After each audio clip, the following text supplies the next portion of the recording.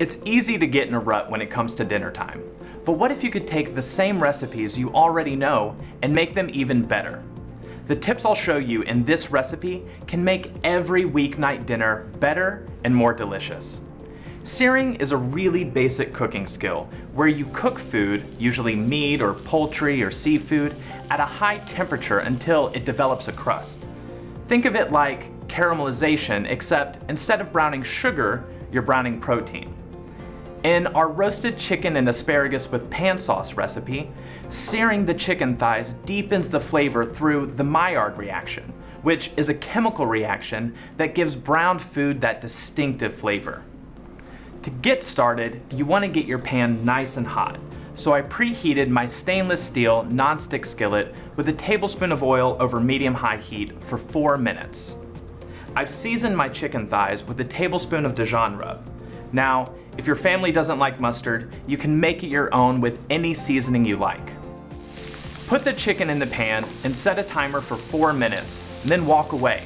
No shaking, no flipping, no peeking, just walk away.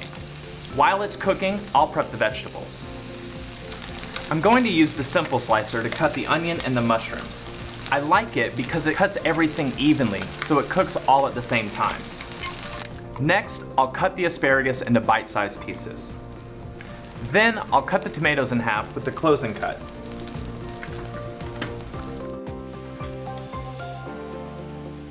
Now I'm going to remove the chicken from the pan and add the mushrooms, the onions, the garlic, and salt to make my pan sauce. Look at these brown bits in the pan.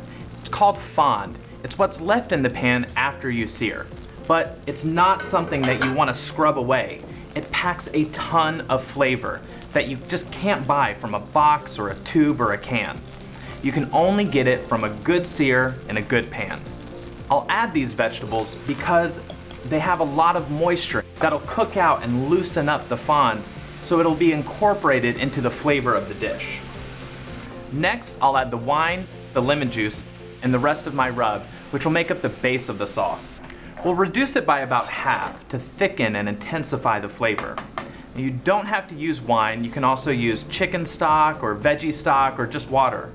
Adding the lemon juice helps keep the flavor fresh and bright. It's already smelling amazing in here. Then I'll add the rest of my vegetables and put the chicken right on top. Now I'll put this in the oven and bake it at 425 degrees Fahrenheit for 12 to 15 minutes.